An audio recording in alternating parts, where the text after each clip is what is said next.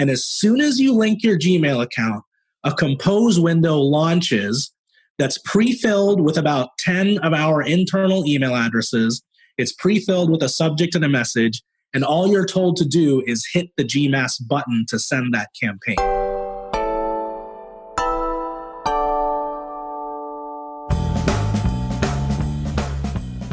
Hello and welcome to another very special episode of the Confessions of a B2B Marketer podcast. And we have an awesome interview with the CEO, founder, and developer of a SaaS company called GMass. And specifically, we're going to be focusing on their insanely good onboarding flow. So we're going to be digging into that. Ajay is going to come on, explain how he took that product from nothing to 130K in MRR. I think they're actually higher than that at the moment, but specifically focusing on this insanely good onboarding flow that I stumbled across one day last year. So that's coming up. Before we jump into that, I need to give a big shout out to my man, Mikhail, or Michael, maybe it's probably how it's said.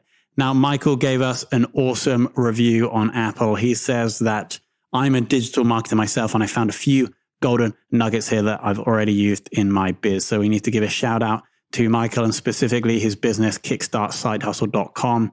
It's a newsletter and the biggest collection of viral marketing case studies on the internet. So if you enjoy this podcast, please go to Apple, please leave a review, send me a screenshot at tom@saasmarketer.io and I'll get you a shout out on the show. Now, if you're tuning in because you want to hear an update on what's going on with the businesses, with Fame, the podcast agency, or with Bcast, the podcast hosting software, there are massive updates to be had. I'm not going to be sharing them on this show. I think I'll do a bigger show with updates on those next week or in 2 weeks. Specifically, I want to dive into the SEO strategy for both of them. I've been spending most of my kind of focus work on what is the SEO strategy? What are the keywords we want to rank for the agency and for the podcast hosting software and how they differ? So done some interesting work on that.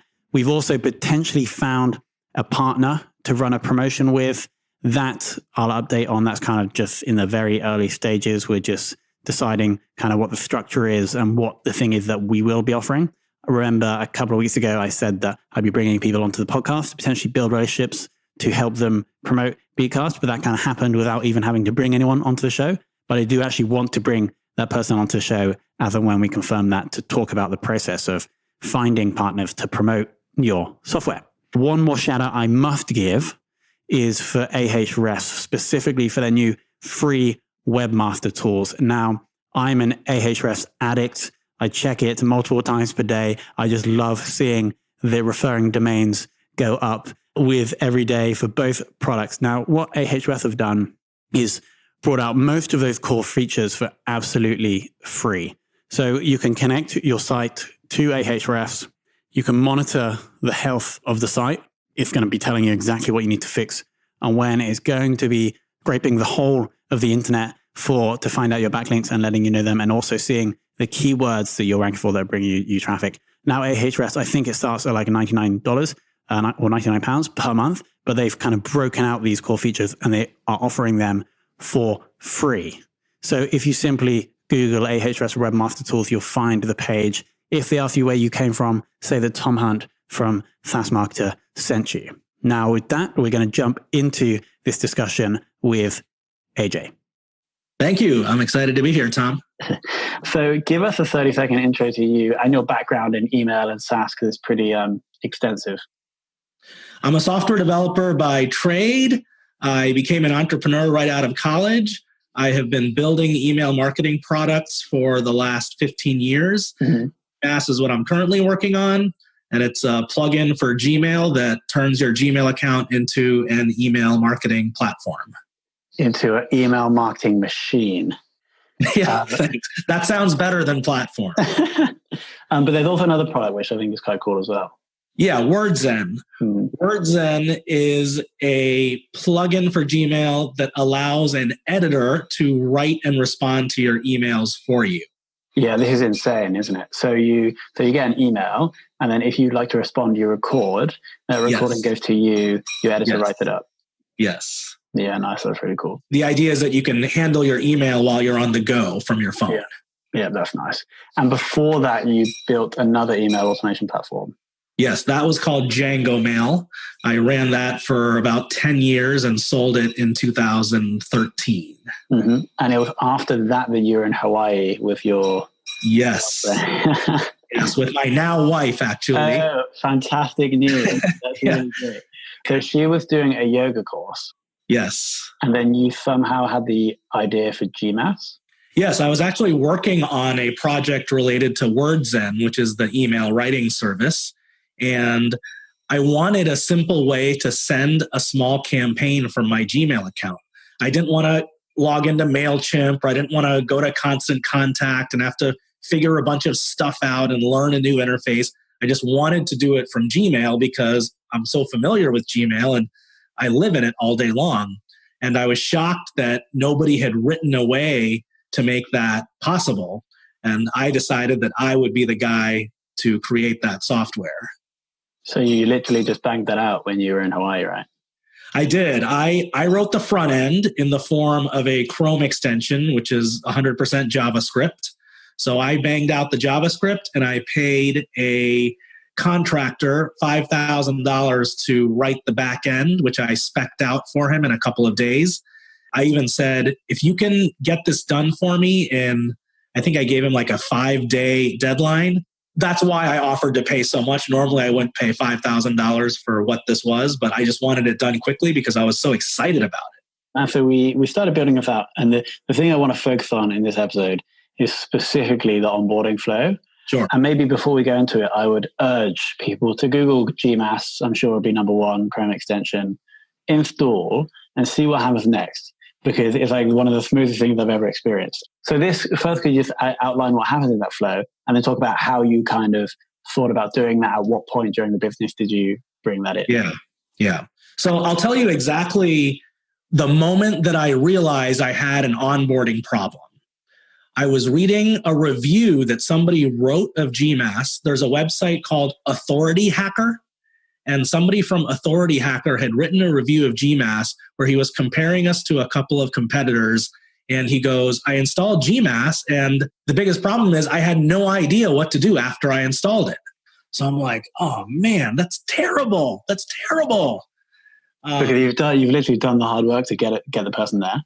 And that's like, you've basically done most of the hard work. You have the product there that you've invested in building, but there's this tiny little behavioral guidance that you need to continue. So what I decided in that moment is that I wanted everybody who signs up to be able to send a test email campaign within a couple of clicks and within maybe 5 or 6 seconds max. Like I wanted them to see how it works instantly, like not 5 minutes, not 10 minutes. I have competitors that say, it's so easy to use. You can send your first campaign in 10 minutes. 10 minutes? That's way too long. I wanted like 10 seconds. So what we do is as soon as you install the Chrome extension, you're directed to your Gmail account. You get a pop-up to link your Gmail account. And as soon as you link your Gmail account, a compose window launches that's pre-filled with about 10 of our internal email addresses. It's pre-filled with a subject and a message. And all you're told to do is hit the GMass button to send that campaign. And when you do that, you've now sent your first campaign and you instantly understand how it works. So that's 2 clicks. Let's see, 1 click to link your account. You might have to enter your Google password if you're not already logged in. And then another click to launch the compose, and then another click to hit the GMass button. So 3 clicks. Mm-hmm. And so then that email is sent out to your 10 kind of test accounts. Yes. And then if that user then goes to send, this was like the magic moment when I went to send and I saw all of those individual customized emails. Yes. Then that for me was fantastic. Yeah. Actually, you make a good point. Maybe I should direct the user to go check out their sent mail folder after they do that. AJ, maybe you should. Cool. And so obviously the adoption, like the likelihood that someone will actually send a real mail merge pre the onboarding flow versus post onboarding flow has probably increased massively. Yeah, it has. I don't have the exact numbers to compare just because our user sign-up rate is so much higher now than it was before in the first place. But I do know that I created the onboarding flow at a critical juncture in the business because it was right before user adoption started to take off. So had I not had that in place, I think I'd be significantly smaller. Yeah.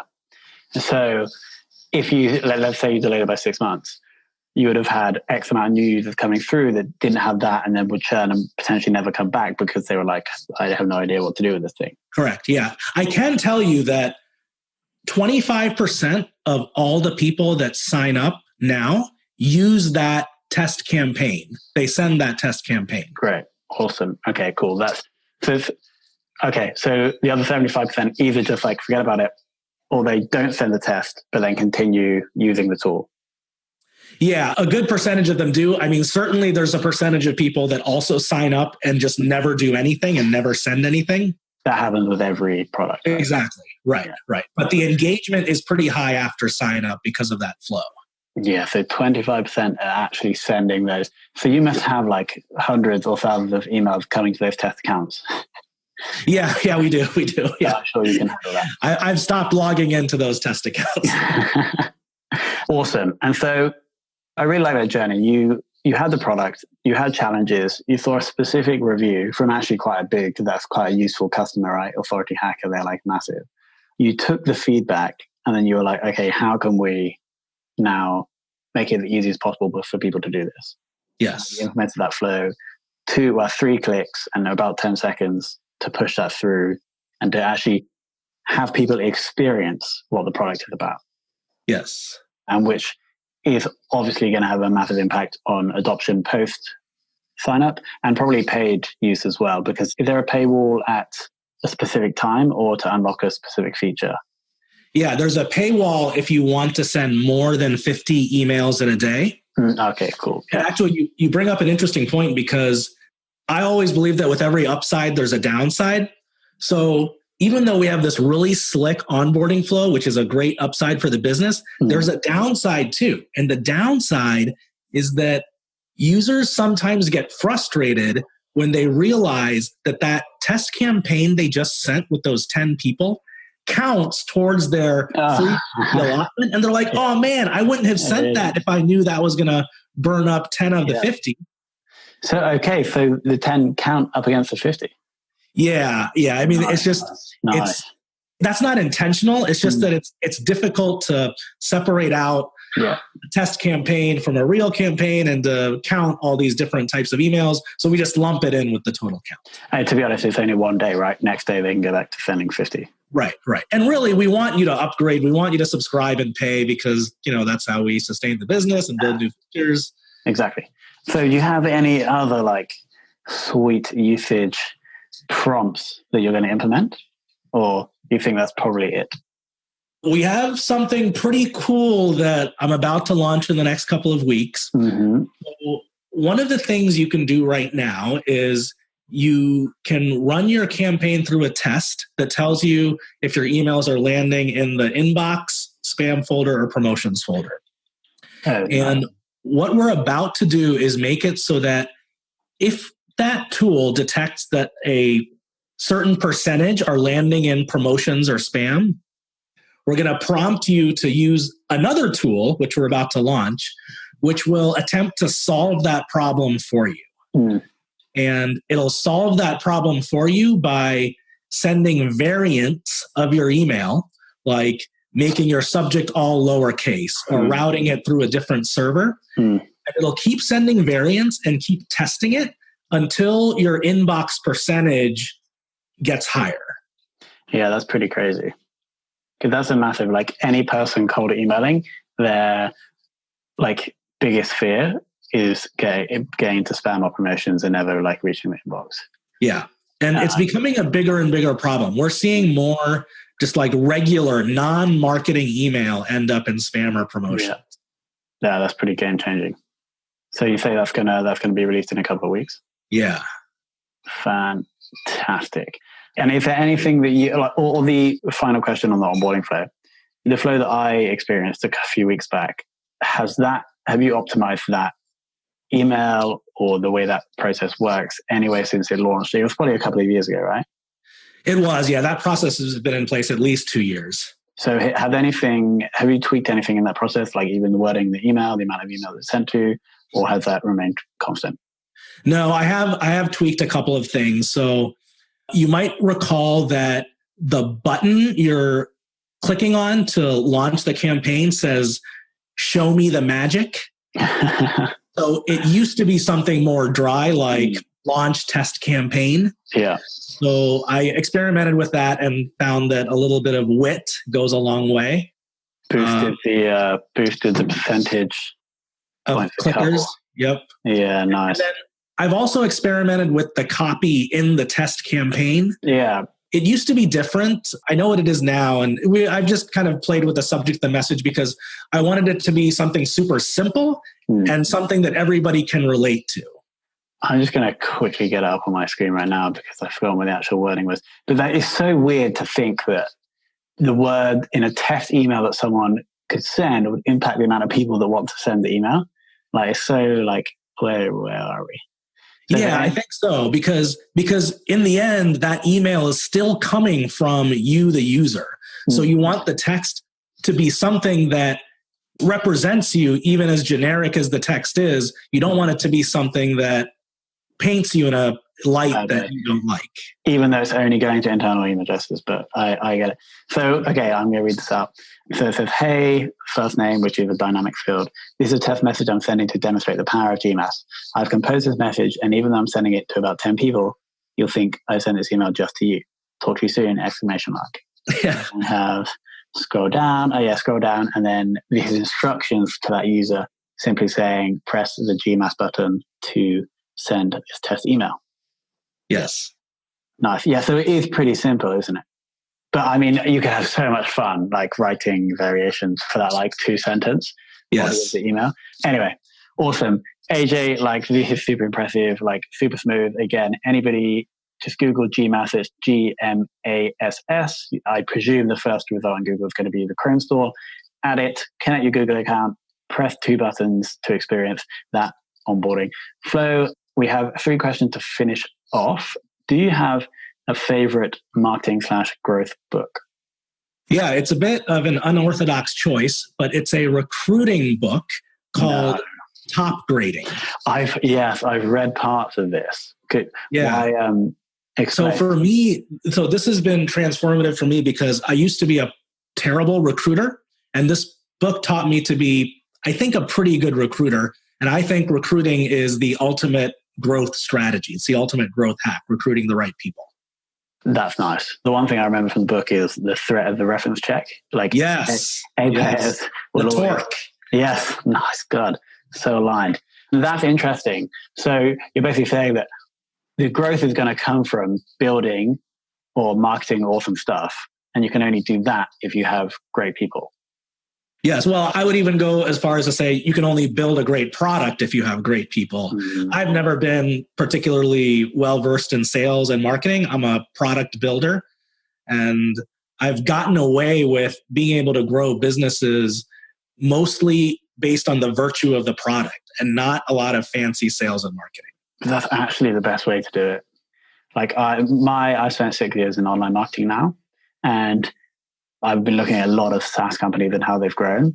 And I basically realized that if you can build, obviously you need to build a great product, but also if you can build a product that your users or customers can show other people as they're using it, it's just like as if in GMass, if you had a signature, you probably would never do this, right? But if you had a signature at the bottom of every email sent saying sent with GMass, just like Hotmail did, that's going to explode growth. And I found that yes, you need the awesome product, but people are only going to want to like share or like push out the things that they're doing with your product if they're really enjoying it and if you've built this amazing thing. Yeah, definitely. It's funny you mentioned that bit about Hotmail because we actually do add a little powered by GMass footer. There we go. So in all emails? No, not in all emails. If you sign up to our very discounted plan, we have like an extremely discounted plan where we say we're going to add that footer, then we do it. And we found that a lot of people click on it. Yes, for sure. That's how Hotmail grew and was sold for $4 million, right? Awesome. Okay. And do you have a favorite SaaS business apart from your own? Yeah. So it's actually a business that could be considered a competitor. It's MailChimp. Really? The reason MailChimp is so interesting to me is because a lot of SaaS companies, when they're starting out, they crave like a lot of big media coverage, like a big TechCrunch headline. So MailChimp has actually, apart from like the last couple of years, never had like the big TechCrunch headline. Never got like all this big tech blog coverage. And they've never raised $1. And it's a $700 million revenue business. Wow. Completely owned by the original 3 partners, never raised a dime of outside financing, never had the big TechCrunch headline. And for me, they're an inspiration because they grew to these massive heights without all the things that everybody else does. I didn't know all of the ownership still remains with the 3 founders. That's pretty insane. Yeah. And they must have started, do you know how long they've been going? Yeah, they started in about 2002, I think. Nice. Yeah. So it's been a long grind, but that's an absolutely incredible story. Yeah. Okay. And finally, the person that's taught you the most about growth. Yeah, this is a tough one. I can't think of anybody. I'll tell you why. So I read a lot of articles, and I read a lot of articles on Medium and other outlets where people write about their growth stories. And I've read tons of articles that have titles that say something like, how we 10x'd our business by doing X. And I read these articles and they're all interesting and cool, but I think everybody that's grown a SaaS company has their own story. Nobody has replicated the techniques of what they've read online and been able to grow that way. Most growth techniques are specific to what the business is. And that's the case with GMass. That's the case with WordZen. And I don't copy other growth techniques a whole lot. Maybe I'm missing out on something, but I just find that you have to create your own growth story and not duplicate what someone else is doing. That's a great message. It's like you have to walk your own path. But maybe you can get inspiration from that kind of content. But actually, the thing that is going to help you grow is going to be something that works specifically for you. I think so. That's my approach. Awesome. Ajay, thank you so much. So just a little recap. We have an awesomely smooth onboarding flow that Ajay built for his email SaaS called GMass. Favorite marketing book is not actually a marketing book. It is a recruitment book. Favorite SaaS business is MailChimp, bootstrapped to $700 million in around 17 years, I think. And then no one has taught Ajay about growth because you have to walk your own path. Yeah. Thank you for coming on. Thanks, Tom. And thank you so much, Ajay, for coming on.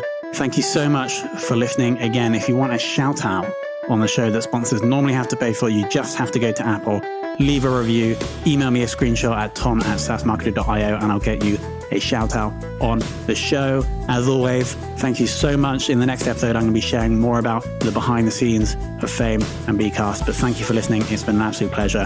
Have a wonderful day.